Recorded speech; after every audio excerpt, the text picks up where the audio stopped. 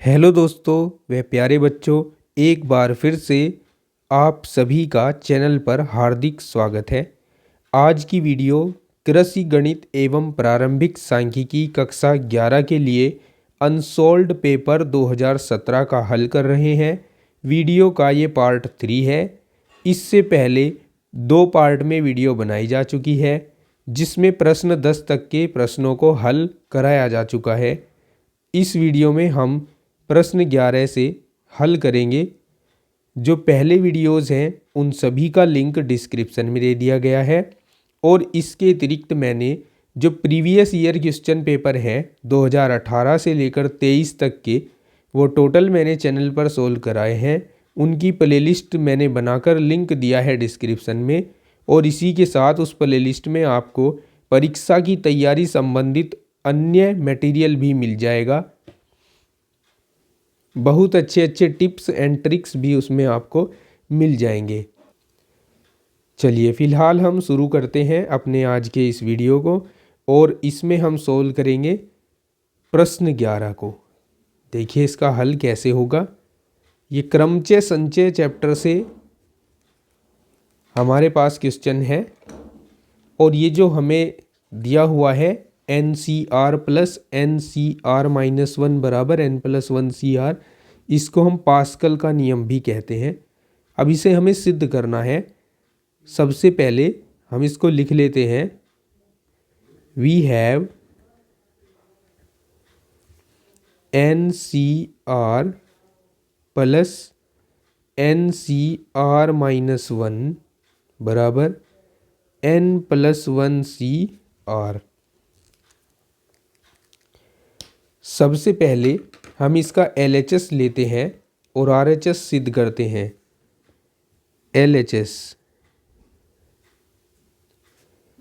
NCR plus NCR minus 1। देखो सबसे पहले आपको पता होना चाहिए NCR का फॉर्मूला क्या होता है।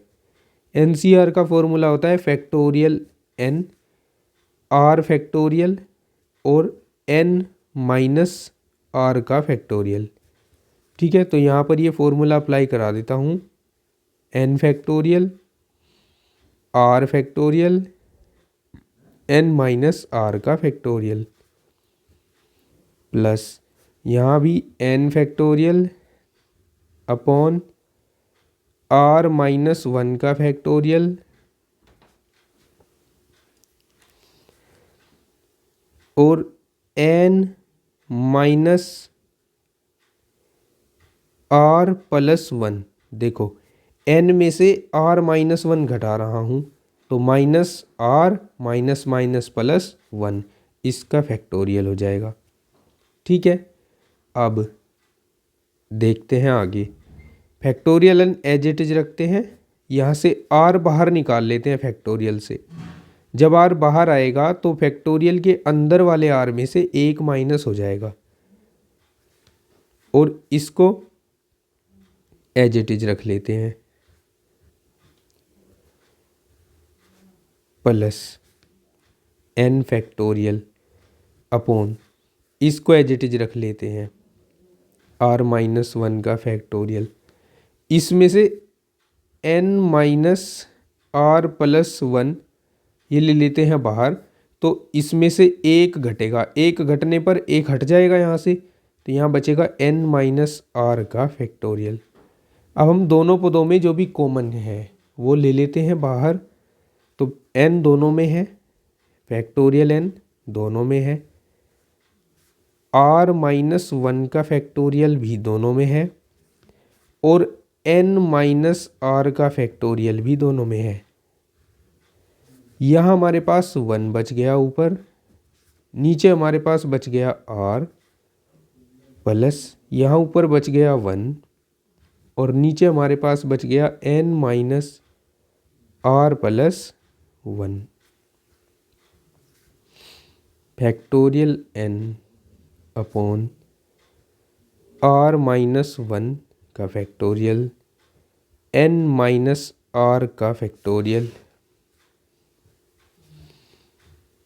यहाँ हम LCM ले लेते हैं r into n minus r plus one, ये एलसीएम आ गया। इसकी क्रॉस मल्टीप्लाई एक के साथ होगी, n minus r plus one plus r की मल्टीप्लाई एक के साथ होगी, आर से आर कैंसिल आउट हो जाएगा। यहाँ हमारे पास बचेगा एन प्लस वन। चलो मैं पहले एक लाइन बढ़ाकर इसको एक बार लिख ही देता हूँ।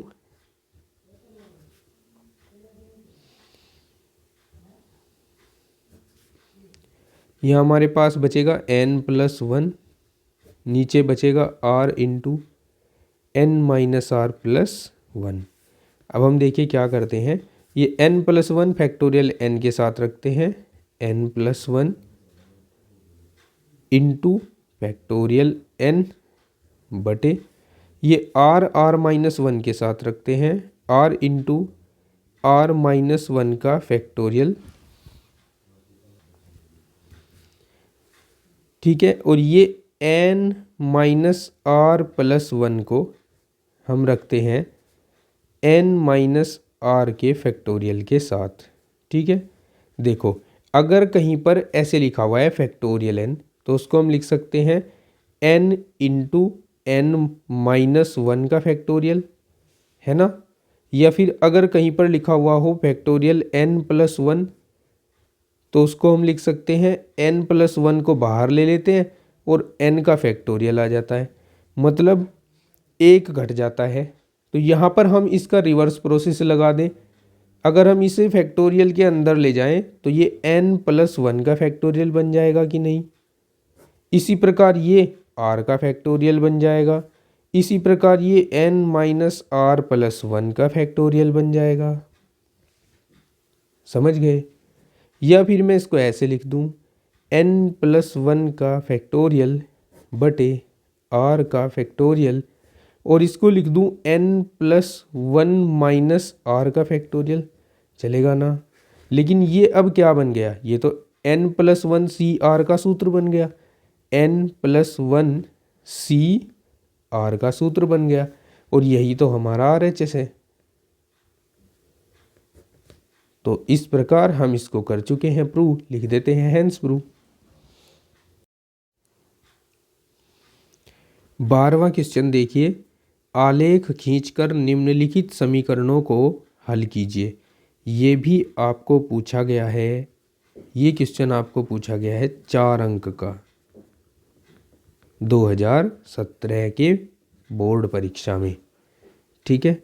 तो कैसे इसको हल करते हैं, इसके लिए हमें एक टेबल बनानी होती है जिसमें x और y के कम से कम 2 मान हमें रखने होते हैं। दोनों समीकरणों की अलग अलग टेबल मैंने यहाँ शो कर दी। अब इस टेबल को हम फिल कैसे करेंगे ये समझिए।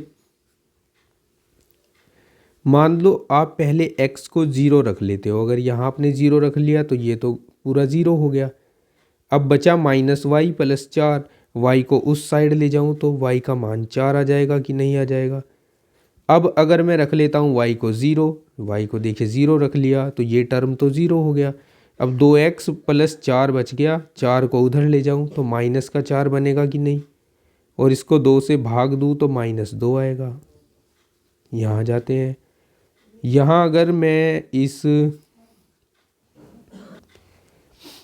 x को 0 रख लेता हूँ तो y का मान 1/2 आएगा। देखो x को 0 रख दिया, x plus 2y minus 1 equals to 0, 2y equals to -1, y equals to plus 1 और y इक्वल्स टू 1/2। तो अगर x को 0 लेता हूँ तो ये 1/2 आएगा, और अगर y को 0 लेता हूँ तो x कितना आएगा, x 1/3 आएगा, 1/3, तो ये 1/3 हो गया। लेकिन ये बाई 3 पूर्णांक नहीं है और इधर हमने पूर्णांक लिए हैं। तो अगर आप इन्हें पूर्णांक में लाना चाहते हो जिससे ग्राफ को बनाने में आसानी रहे, तो उसके लिए आपको एक काम करना है, यहाँ से 2y को इधर ही रखते हुए 1 को दूसरी साइड भेज दो और 3x को भी भेज दो। y इक्वल्स टू आ जाएगा 1 माइनस 3x/2, ठीक है। अब यदि आप देखो नीचे अलग टेबल बना दूँ इसकी मैं, एक्स वाई। यदि आप इस x का मान -1 रखते हो, x का मान -1 रखते हो, तो यहाँ -3 यानी +3/2, 4/2 2 आ जाएगा, y का मान 2 आ जाएगा। और अगर आप इसे +1 रखते हो तो यहाँ 1 में से 3 जाकर -2, तो ये -1 आ जाएगा y का मान। ठीक है, समझे ना ऐसे। अब हम इसका ग्राफ खींच लेते हैं। हम 1-1 सेंटीमीटर के अंतराल पर यहाँ चाप लगा लेते हैं। 1 2 3 4 5 चाप लगा लेता हूँ। 1 2 3 चाप नीचे लगा लेता हूँ।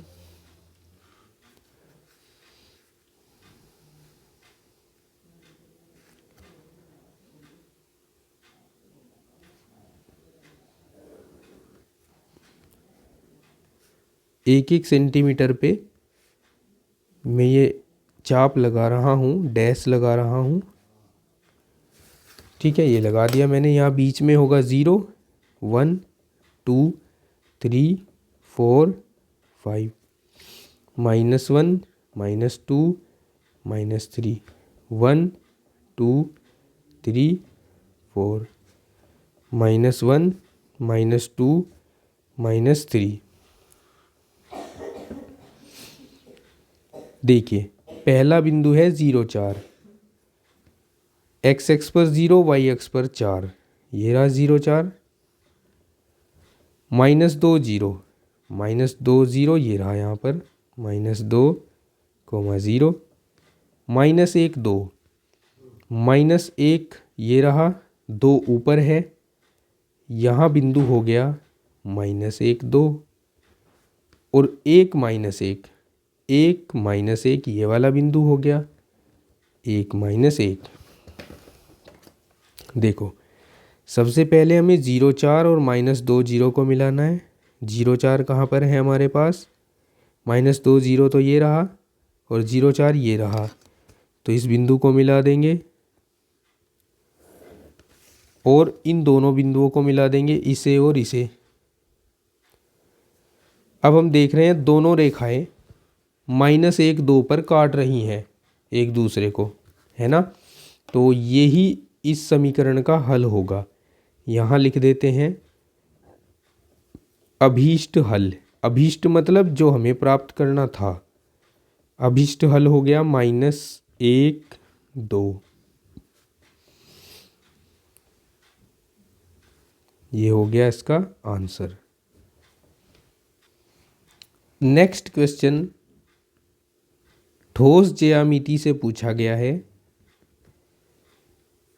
क्वेश्चन 13 है, उस बड़े से बड़े शंकु का आयतन ज्ञात कीजिए जो उस घन में से काटा जा सकता है जिसकी प्रत्येक कोर 18 सेंटीमीटर लंबी है। तो देखो मैं उस घन का सामने का पृष्ठ आपको दिखाता हूँ चित्र बनाकर, और इसमें से मैं इस तरह का ये शंकु काट रहा हूँ। ठीक है, तो शंकु की जो ऊंचाई होगी वो कितनी होगी, ये तो इसकी कोर के बराबर ही होगी, 18 सेंटीमीटर ही होगी। और जो आधार का व्यास है वो भी कितना होगा, 18 सेंटीमीटर होगा। ठीक है, तो हम यहाँ लिखेंगे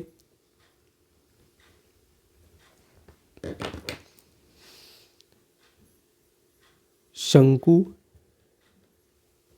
की ऊंचाई h मान लेता हूँ इसे, बराबर घन की कोर बराबर 18 सेंटीमीटर। शंकु के आधार का व्यास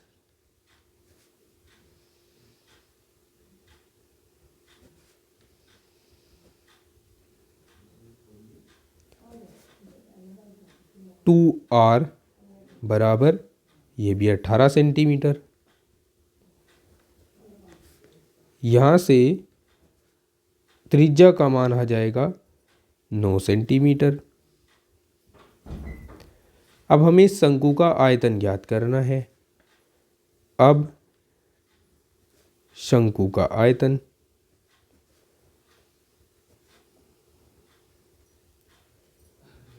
शंकु के आयतन का सूत्र लगाते हैं 1/3 पाई आर स्क्वायर एच। 1/3 गुना 22/7 गुना आर का मान 9 है, 9 का स्क्वायर कर दिया, एच का मान 18 है। 3 छंग 18 हो गए, 22 छक्की 132 हो गए, नम नम 81 हो गए, बटे में 7 आ गया। 132 और 81 की गुना करानी है हमें। गुना कराकर हम प्राप्त करेंगे 10,692/7। ओके, अब हम 7 से इसको डिवाइड करते हैं। एक बार चल जाएगा, 7 ही कम 7, 3 बचेंगे 36 हो जाएगा, 7 पंजे 35, 1 बचेगा 19 हो जाएगा, 7 दूनी 14। ठीक है, 14 के बाद यहाँ बचेगा 5, 52 हो जाएगा, 7 7 49, 7 चौक 28, 7 या 21। तो आंसर आ जाएगा 1527.43 घन सेंटीमीटर। ठीक है, समझ गए ना। प्रश्न 14 है प्रश्न पत्र का। इसमें हमसे पूछा है यदि बिंदु a, b plus c, b, c plus a और x, a प्लस b समरेख हैं तो x का मान ज्ञात कीजिए। देखो, दो तरीके होते हैं समरेख दिखाने के बिंदुओं को। उनमें से एक तरीका होता है दो बिंदुओं के बीच की दूरी का सूत्र प्रयोग करें, और दूसरा तरीका होता है त्रिभुज का क्षेत्रफल 0 दिखाएं। तो यहाँ हम दूसरा तरीका प्रयोग करेंगे, जिससे ये क्वेश्चन करना बड़ा ही आसान हो जाएगा। तो दिए गए बिंदु लिख लेते हैं।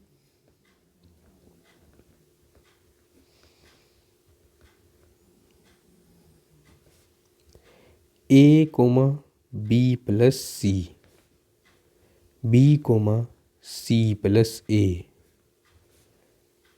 x, a plus b। देखो, आप मान लो ये x1 y1 बिंदु है, ये x2 y2 बिंदु है, और ये x3 y3 बिंदु है। ठीक है, संरेख की शर्त लगाएंगे। संरेख होने की शर्तानुसार त्रिभुज का क्षेत्रफल डेल्टा बराबर होता है 0, और त्रिभुज का क्षेत्रफल अगर 0 हो तो यहाँ से हमारे पास रिजल्ट आता है कि x1 y2 minus y3 plus x2 y3 minus y1 plus x3 y1 minus y2। ये जो क्वांटिटी है 0 के इक्वल हो जाती है, ये इक्वेशन 0 हो जाती है। ठीक है, यह हम सभी की वैल्यू पुट करते चलेंगे। x1 की वैल्यू a है, y2 की वैल्यू c प्लस a है, y3 की वैल्यू a प्लस b है, लेकिन माइनस होने के कारण a माइनस b लिखेंगे, प्लस x2 की वैल्यू b है, y3 की वैल्यू a प्लस b है, y1 की वैल्यू b प्लस c है, लेकिन माइनस होने के कारण b माइनस c लिखेंगे, प्लस x3 x है, y1 b प्लस c है, और y2 c प्लस a है, लेकिन माइनस आ गया इसलिए c माइनस a लिखेंगे, बराबर 0। यहाँ a से a कैंसिल हो गया, b से b कैंसिल हो गया, c से c कैंसिल हो गया। गुणा करा देते हैं AC minus AB plus AB minus BC plus x into B minus A। इसको ऐसे ही रख लेते हैं, इसको गुणा कराने से कोई लाभ नहीं है। AB पॉजिटिव और निगेटिव दोनों है, कट गए। अब हमारे पास AC और BC बचा, जिसमें से मैं कॉमन ले लेता हूँ सी को, तो सी को कॉमन लेने पर मेरे पास a माइनस बी बच जाएगा। और यहाँ से मैं कॉमन ले लेता हूँ माइनस के चिन्ह को, तो ये भी a माइनस बी हो जाएगा बराबर 0। अब a माइनस बी कॉमन ले लेता हूँ तो c माइनस एक्स बराबर 0 होगा। यहाँ से a माइनस बी बराबर 0 हो जाएगा या फिर c माइनस एक्स बराबर 0 हो जाएगा। या अगर मैं इस x को राइट हैंड साइड में लाऊं तो x बराबर आएगा c, तो x का वैल्यू आएगा c, जो कि इस क्वेश्चन का आंसर होगा। समझ गए? देखिए अब प्रश्न पत्र का 15वां प्रश्न सांख्यिकी से दिया है। कहा है निम्नलिखित संख्याओं की माध्यिका ज्ञात कीजिए। माध्यिका ज्ञात करने के लिए सबसे पहले दिए गए पदों को आरोही क्रम में लिखते हैं। तो मैं यहाँ लिख देता हूँ आंकड़ों का आरोही क्रम।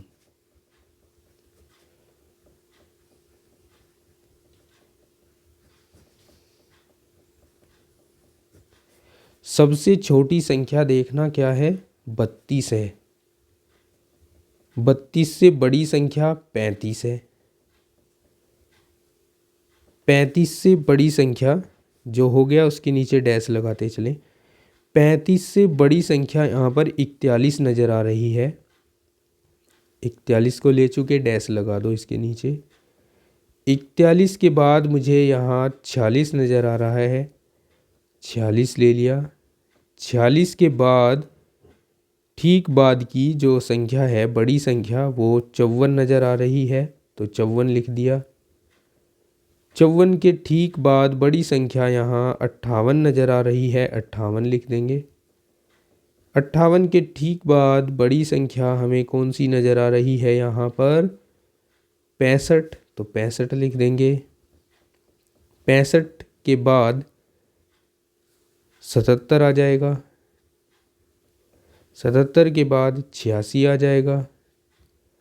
86 के बाद 91 91 आ जाएगा। ठीक है, 2 4 6 8 10 11 संख्याएं हैं। 2 4 6 8 2 4 6 8 10 2 4 6 8 10 और एक 11 कौन सी छुटी हुई है, 92 छुटी हुई है, 92 को लिख देते हैं।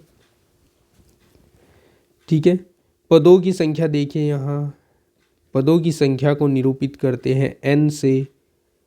तो पदों की संख्या n बराबर 11 हो गई।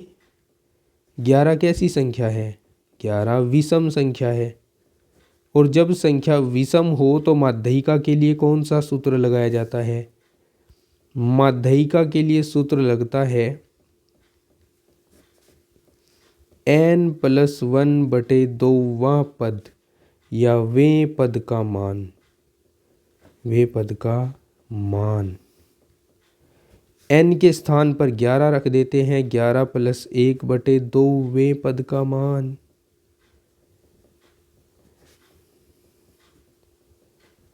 देखिए 11 और 1 कितने होंगे, 12, 12 का आधा 6 हो जाएगा, तो 6वें पद का मान। अब ये 6वां पद जो ऊपर आपने आरोही क्रम लिखा है उसमें से उठाना है, 1 2 3 4 5 6, तो छठे पद पर 58 आ रहा है, यहाँ 58 लिख देंगे। 58 हमारे इस प्रश्न के लिए आंसर होगा। समझ गए हैं?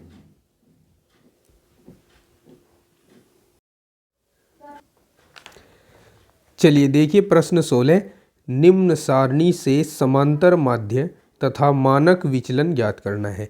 ये सारणी में वर्गंतराल और बारंबारताएं दी गई हैं बस, लेकिन मैंने ज़रूरत के हिसाब से जो जो कॉलम हमें चाहिएंगे वो मैंने बना दिए हैं।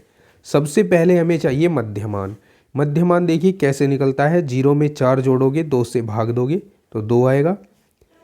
8 और 4 12, 2 से भाग देकर 6 आएगा। हम देख रहे हैं इनके बीच डिफरेंस 4 का है, तो आगे 10 आ जाएगा, आगे 14 आ जाएगा, आगे 18 आ जाएगा। ठीक है, बारंबारताओं का हमें योग प्राप्त करना है। इन सब का योग हो जाएगा 46। ठीक है, यहाँ योग लिख देते हैं। अब हम सबसे पहले जब समांतर माध्य ज्ञात करेंगे तो प्रत्यक्ष विधि से ज्ञात करूँगा मैं उसको। उसके लिए इन दोनों की गुणा करा देंगे, 6 दूनी 12 हो जाएंगे, 6.60 हो जाएंगे, 12.120 हो जाएंगे, 14.140 हो जाएंगे और 18 अट्ठे 144 हो जाएंगे। ठीक है,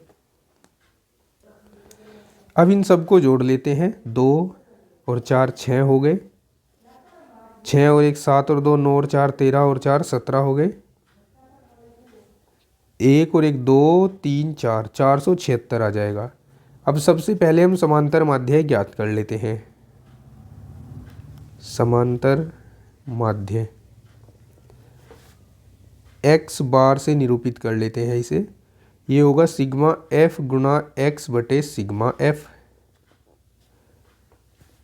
ये आएगा हमारे पास 476 बटे 46।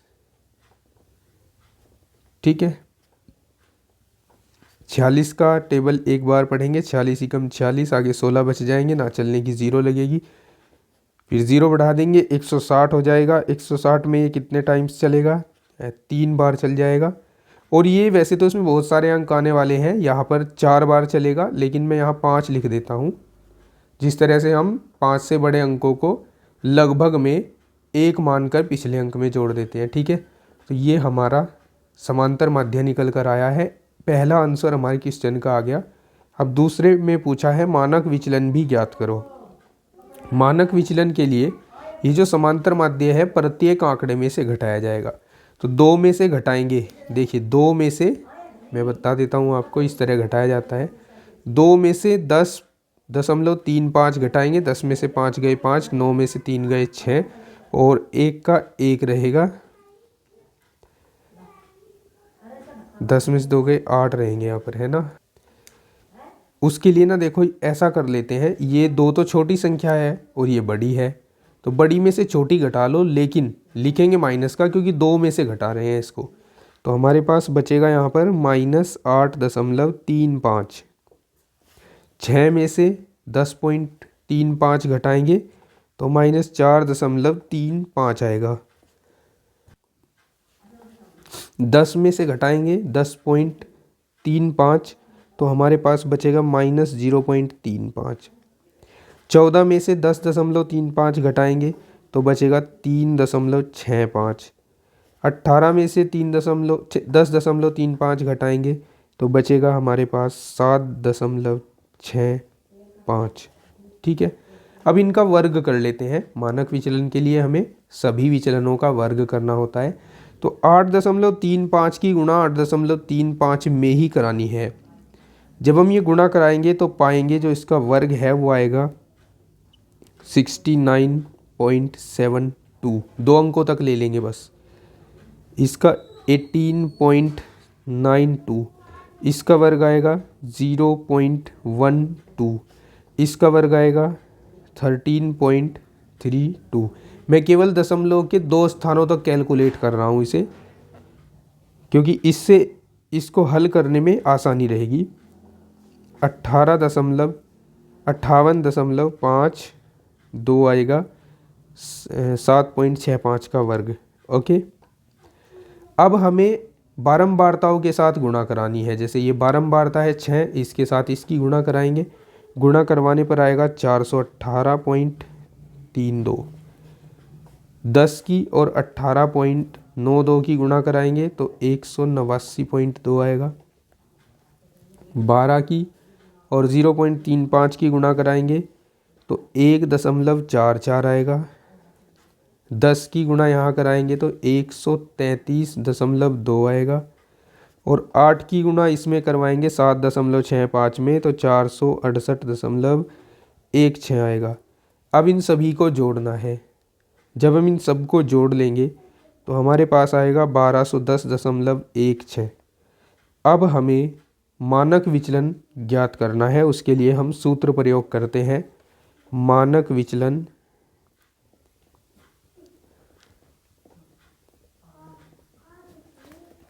बराबर √ सिग्मा f गुणा d² बटे सिग्मा f। यहाँ 1200 10.16 आ जाएगा, बटे में 46 आ जाएगा।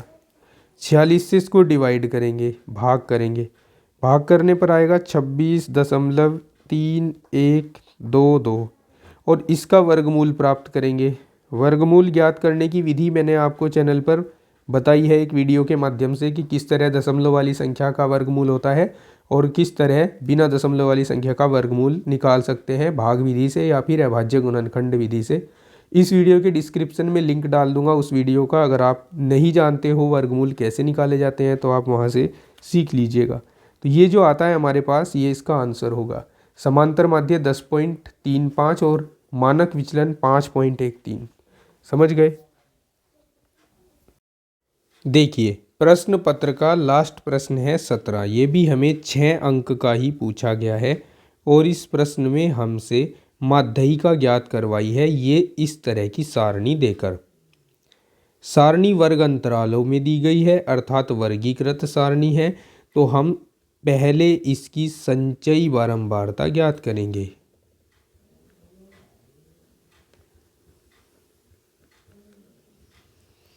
देखिए 2 को आगे लिख देते हैं, 2 में 6 जोड़ेंगे, 2 + 6 8 हो जाएगा, 8 में 10 जोड़ेंगे 18 हो जाएगा, 18 में 17 जोड़ेंगे 35 हो जाएगा, 35 में 30 जोड़ेंगे 65 हो जाएगा, 65 में 14 जोड़ेंगे 79 आ जाएगा कि नहीं,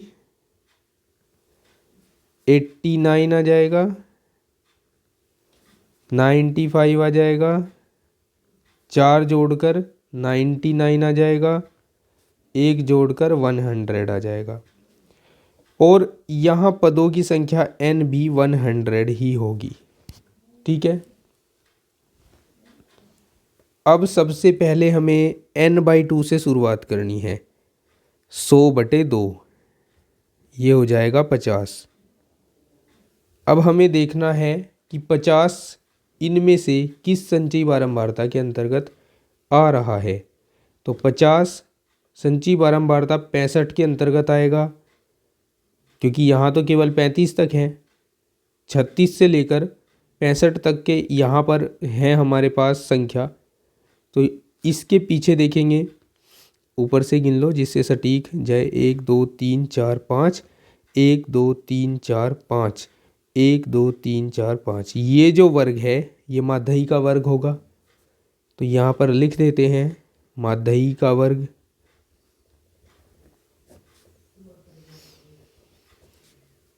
चालीस से 50 हो गया।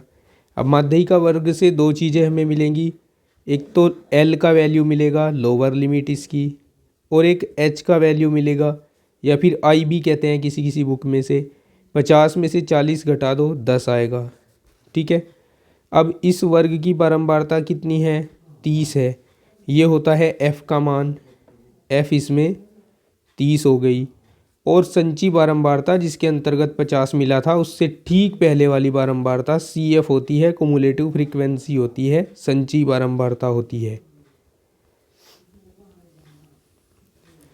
अब हमें यहाँ माध्यिका का सूत्र प्रयोग करना है और कैलकुलेशन मात्र करनी है। अब माध्यिका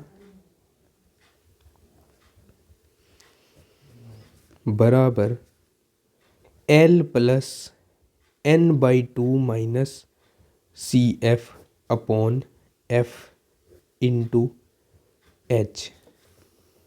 L का वैल्यू रख देते हैं 40 + n/2 का वैल्यू रख दो 50 - 35/30 × 10। ठीक है, इस 0 से ये 0 कैंसिल आउट हो गया।